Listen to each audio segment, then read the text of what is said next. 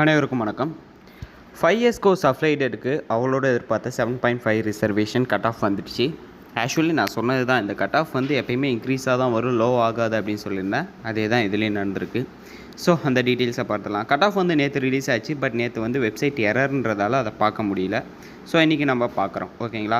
Original document verification இன்றைக்கி, நாளை மற்றும் நாளை மறுநாள் வச்சுருக்காங்க. 3 டேஸ் நடக்குது. இன்றைக்கி வந்து மெயில் எதுவும் வரல. ஸோ அதால் வந்து எதுவும் பயப்பட தேவையில்ல. மெயில் வரும்போது நீங்கள் பண்ணிக்கலாம். அலாட்மெண்ட் ஆர்டர் வந்து பார்த்திங்கன்னா 24th அன்றைக்கி அலாட்மெண்ட் ஆர்டர் கொடுக்குறாங்க. டேட் ஆஃப் ஜாயினிங் 24லேருந்து 26 வரலையும் வச்சுருக்காங்க, ஓகேங்களா. ஓசி கேட்டகரிக்கு வந்து பார்த்தீங்கன்னா 96.500. இதில் வந்து மெரிட் லிஸ்ட், வெயிட்டிங் லிஸ்ட் அப்படி எதுவுமே கிடையாது, ஒரே கட் ஆஃப் தான் விட்டுருக்காங்க. OC category 96.500. Date of birth வந்து பார்த்தீங்கன்னா 11/05/2007. மேலே அதுக்கு முன்னாடி பிறந்தவங்களுக்கு தான் வந்து பார்த்தீங்கன்னா கட் ஆஃப் கிடச்சிருக்கு.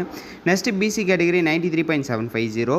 பிசிஎம் வந்து பார்த்தீங்கன்னா 93.875. எம்பிசி டிஎன்சி வந்து பார்த்தீங்கன்னா 93.500. SC category 94.125. SCA 95.250. Next ST category 92.750.